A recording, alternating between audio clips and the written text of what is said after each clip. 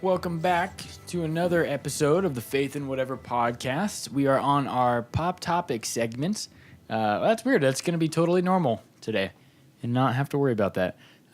So for this pop topic, we've been talking about a lot of like serious issues lately, and we wanted to do one that was just obscure, very odd, very strange, but highly entertaining to us. So today we're going to be talking about 10 things that our ancestors did for fun that are odd. So this list... I hope they're odd, otherwise it'll just be... Yeah, well, these are very reading strange. newspaper. It'd be kind of a boring list. Fact-checking their sources. Intelligent debate. This list is from listverse.com. It's by Elizabeth S. Anderson. So 10 things, Chris, our ancestors did for fun. The first one is cat burning. Wow, that does sound like fun.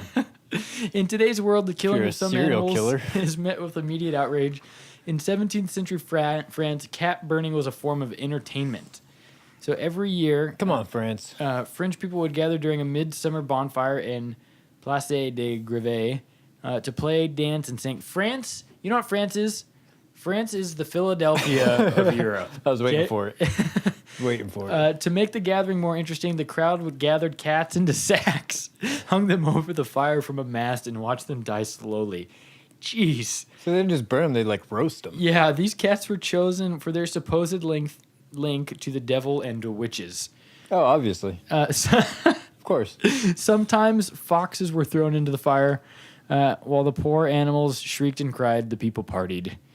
French kings and other important dignitaries were known to take part in this fun. Sometimes they got the honor of lighting the fire.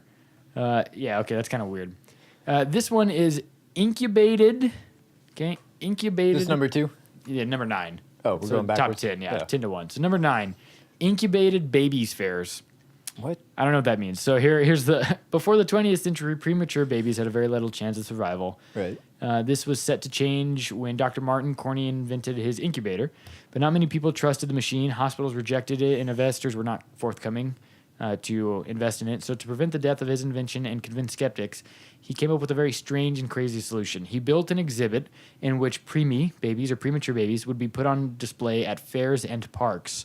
The first exhibit, or child hatchery, as it was called, opened in Berlin in 1896. He soon moved the exhibit to the U.S., where he opened it on Coney Island. So the exhibit became successful. Parents brought their preemie babies to Coney and did not have to pay for medical care. The customers were charged up to 25 cents for the show, and the money collected paid for all the expenses. Oh, it sounds kind of like a win-win to me. Dude, most of the premature children on display survived. By the time incubated babies fairs ended, 4 decades later, Coney had managed to convince everyone that his incubators were safe. Yeah, good job. That is American pioneering at its Yay, best. capitalism. Yeah. Look, if you vote against capitalism, you're voting for the death of premature babies. That's what that means. Okay, so number 8, blackened teeth. That's kind of weird. Okay, so basically this has to do with the fact that sugar was very expensive in the 16th and 17th century. Oh, so you wanted to look rich by making your teeth look rotten. Only the upper class Elizabethans could afford it. So excessive use of this commodity rotted the teeth, obviously. So Elizabeth I lost many of her teeth because she loved candy so much that people could hardly understand her when she spoke. So eventually you began seeing black teeth as a status symbol. You know what this just proves? People are dumb. Okay, that's exactly what I was going to say. But not that just people are dumb. People have been dumb for a long time. That was the only caveat. Yeah, when people complain about how stupid people are now. Yeah. Black teeth rot, guys. Hey, we're not dyeing our teeth black and burning cats for fun. So I'd say we're making progress. Might not be fast enough for some people, but it's progress nonetheless. Just burning cats. Just, dear goodness. This one, number 7, is pedestrianism. Okay, so in the 19th century, competitive walking was the most popular spectator sport in America. The sport, known as pedestrianism, was born out of boredom by the people who migrated to the cities after the Civil War and needed a new form of entertainment. They walked around tracks almost nonstop from Mondays to Saturdays in front of spectators. Sundays were excluded because public amusement was not allowed on that day.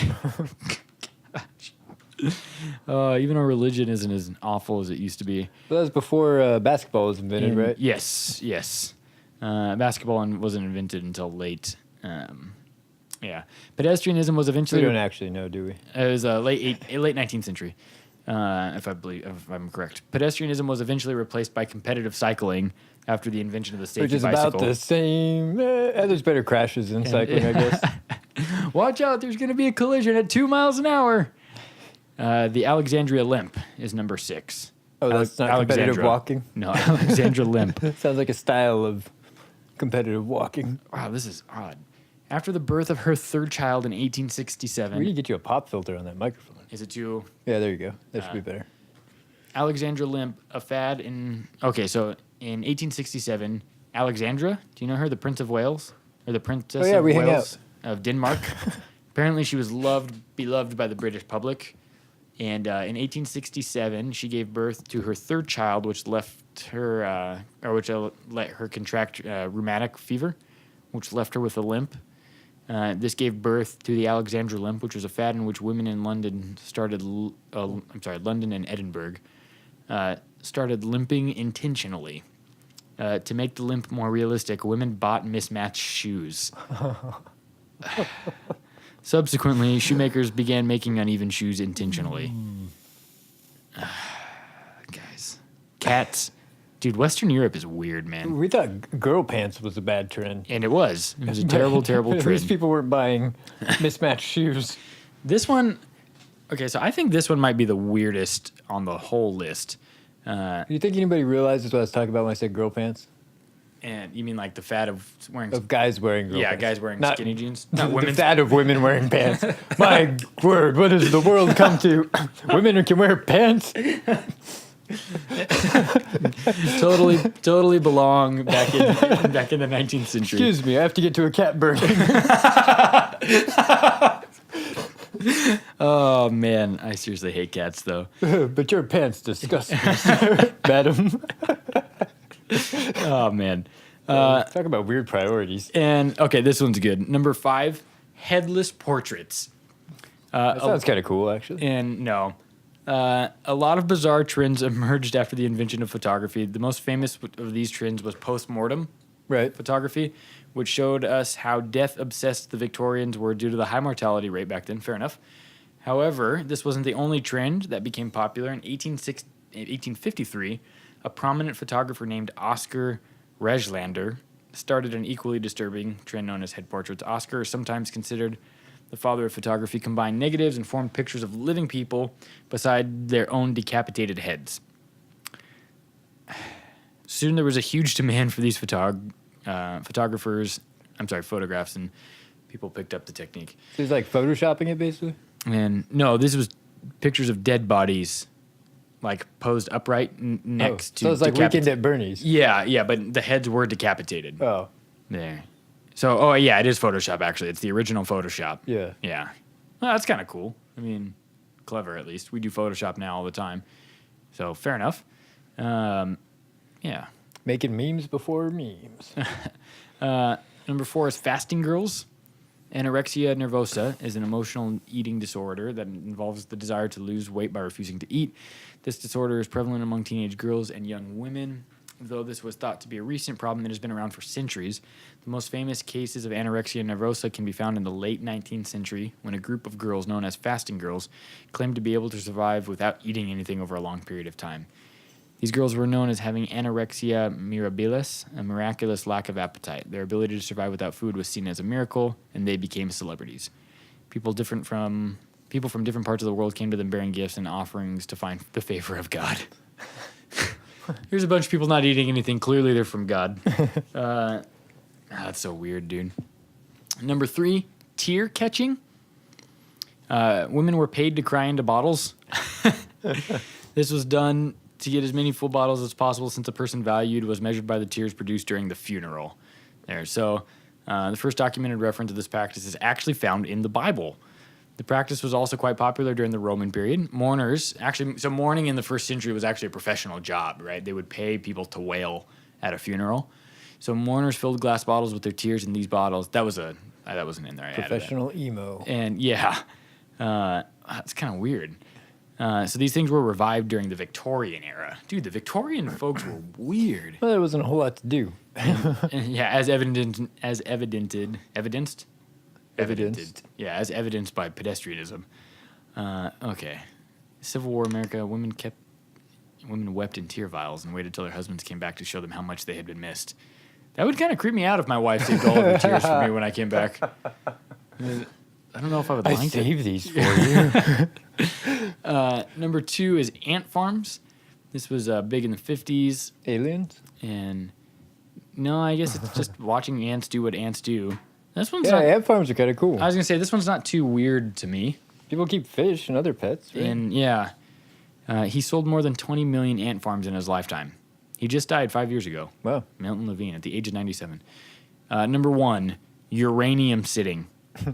Okay, in 1953, a bizarre fad known as uranium sitting was born on a Texas dairy farm. Uranium, you brought them. The fad began after the owner, Jesse Reese, claimed his wounded leg Made him the Hulk. healed because he buried in the soil of his farm where a group of scientists had recently found traces of uranium. Believing the radioactive soil had healing properties, people with all sorts of ailments Got cancer. ranging from the cold to cancer came for him for help. He sold his cows and turned his farm into a uranium dirt house. Oh, man. They would charge up to $20 for the service. Before he started growing tobacco.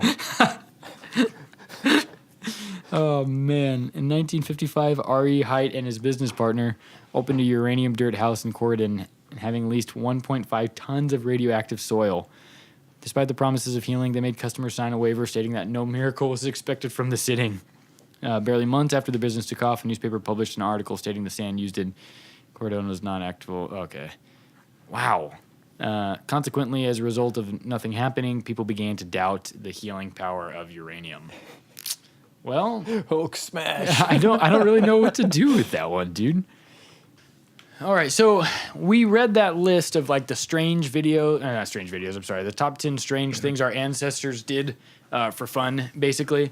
So Chris and I decided to come up with our own list of things that people do for fun in today's age that we think people will look at in several hundred years from now and say, what the heck was going on? Right, and these are not things we're necessarily passing judgment on. And these are things that we think people in the future might.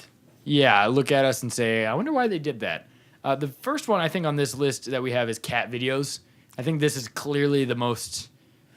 we don't burn cats anymore. Now we've kind of re-raised them to the elevation of God worship like the Egyptians did, or probably did. Do you watch cat videos? Do I have to admit? I don't want to admit to watching cat videos. I have no shame in this. They're funny, all right? They're really cute. Just back off. My entire senior year of college, or my entire last year of my undergrad, I watched hundreds of cat videos throughout the year. They're the only thing that got me through finals. Another one we think is pretty weird: arguing with strangers on the internet. Yep, it's pretty fun though. Maybe. What do you think is so appealing about this? Maybe the anonymity. Narcissism. And yeah, so a combination of like. I can't believe someone thinks something that I think is wrong. Yeah, and yeah. I don't know why I do it. This one is odd to me. I told that story about having that argument on Halloween. Yeah. And I go back and read all the time now. Another one I don't really understand, but my wife has started doing this. And my wife does them too. And they look cool. Adult coloring books. I don't know what the difference is between an adult coloring book and a non-adult coloring book. I think the subject matter. Like non-kid stuff? Yeah. And so like one not Disney princesses? Yeah, the one Elizabeth has is like, what's that called? Nouveau art? Yeah, I don't know. Yeah, I don't know. But it's like designs and stuff. It's not like Winnie the Pooh. Okay, yeah. So, because Angie colors like Christian ones and like puts them around the house. I mean, I think they're pretty cool. She colors well. Mom thought that the adult coloring books had something to do with pornography. So somebody adult coloring. Yeah. Book. So she was at a Bible study and somebody suggested that she was talking about like stress, how she was kind of stressed through that week, and somebody was like, "You should do adult coloring books." And my mom just kind of looked at that person and was like, uranium. It's just like, oh, what? Like, why would you recommend that? Okay, the other one, I haven't seen this. You were telling me about this one. What are puzzle rooms? Puzzle rooms. Now, this sounds kind of fun. I just saw this for the first time myself on TV. And basically, you pay someone to lock you and your friends in a room. Okay, we should just make I one. think I've seen movies that start like this. Usually don't end well for the people. But and then No refunds. there's no one to refund it to. It's done. But don't worry, someone will use your kidneys well. But so it's all set up where it's a puzzle, and you have to solve the mystery and figure out how to get out of the room, and so you can have a little bit of adventure in your otherwise boring life. Okay, so that actually sounds like the old games that you had to solve, like when everything was still DOS. Yeah. Kind of stuff like you had to Oh, turn they still have left. lots of them, like flash-based ones now Yeah. too. We could play right online. You know, that might actually be something funny to do. It's you, me, and James and Garrett. Doing a puzzle game like that? A puzzle room. I'm terrible at them. I think we'd all kill each other before it was over, so it might be able to make for a good video. And you mean do it live? Yeah. Oh yeah, we'll definitely do that. That'll be the first F&W live thing that we We'll do. have to find one like close to us, and then Yeah, that sounds great. I could bring my lockpick set, and we could cheat. Are you getting any better at lockpicking? A little bit, yeah. Yeah. Actually, that's actually we could add that to the list. That's becoming more popular. Competitive lockpicking. Practicing that? Yeah. Yeah. Are you? Yeah, ever- it's actually like I don't know if you call it a sport, but there are groups that meet and like they do timed events and things like that. I wanna add another too, and you can tell me about this if you think. Not just for criminals. Lockpicking. What about LARPing? LARPing. LARPing is a little bit weird to me. Thunderbolt. And yeah, Thunderbolt. I think that's kind of it. Is that what it was? And No, it was lightning lightning bolt, bolt. lightning Yeah, bolt. Sorry. Sorry, internet. But Don't lightning bolt me, bro. I don't understand. I don't want to be too hard on LARPing because I kind of feel like it borders like Renaissance fair stuff, and I know people that do Renaissance fair stuff, and I don't want to be weird about it.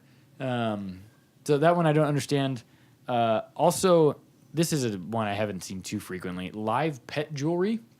So a person will have like a wicker looking or like wicker looking that like- plastic around their head, and then like a little bird cage and sit right here, or a necklace that a hamster can It run sounds like around some in. stupid high fashion thing. And yeah, maybe. But what about when the Well, animals? dog purses, remember that? Yeah, like when your dog sat in the purse. Yeah, people like Paris Hilton guy had a little chihuahua or something, so everyone else ran out and bought chihuahuas. And Yeah, I just make fun of those people. Sweater pants. There. Okay, this one is actually useful to me. I knew a guy who had a pair of blue sweats, and they had yellow stitching on them, so they looked like a pair of Levi's, but they were sweats. Have you seen when Conan O'Brien wears the jants? No. He puts on like the jeggings, I think they were called, like the really tight, stretchy pants, or that were the really tight, stretchy leggings that were meant to look like jeans. And he puts them on, and you can just see how like skinny his legs are, and everything Like creeps someone up. skipped leg day. Oh, so gross, dude. So these swant or sweater pants are a thing now. Basically, you turn an old sweater into a pair of pants. So you just turn an actual sweater upside down and put your legs through the armhole and wear like that. It's the Simpsons episode That's where worse than crisscross. when Lisa goes to dress Ralph, and she's babysitter, Yeah. and he's like, I dressed myself. Obligatory Simpsons reference. Yeah, we should just call this the Simpsons podcast. And yeah. Also, fake braces is another one that's starting to become popular. People are paying money. That's almost up there with, what do they call it? Trans-ableism? I don't know what that Something is. like that, where people want to be disabled, Like to what? To get cool points? I guess. Kind of thing? They're trying to, now we're heading off into a way too serious subject, I think. But they're trying to say it's similar to transgender. Ism? Is that an ism? I don't know. But basically they're saying that they should be disabled. It's that there are people who like want to amputate limbs and for no reason other than they want to. There's nothing medically wrong with the limb.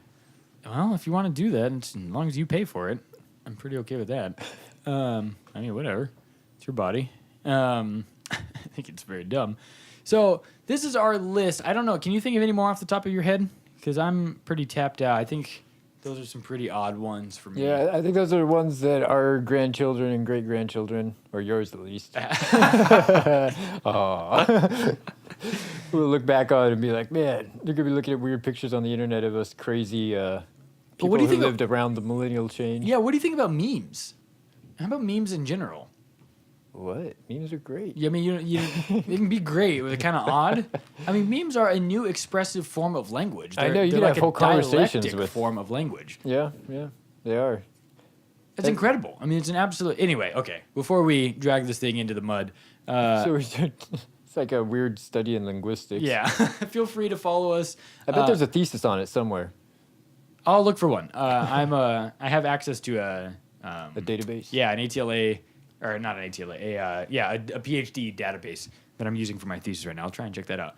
So anyway, feel free to connect with us on Facebook. We're on facebook.com/faithandwhatever. We would love to see you there. If you want to reach Chris on the tweets, you can find him at Marion Ranch. Garrett is at TStudentLife. James is at JamesYuile. And I am your host, Josh_CARMAN. Thank you for stopping by, and we will connect with you very soon. Send Josh coloring books. And yeah, I'll take an adult coloring book.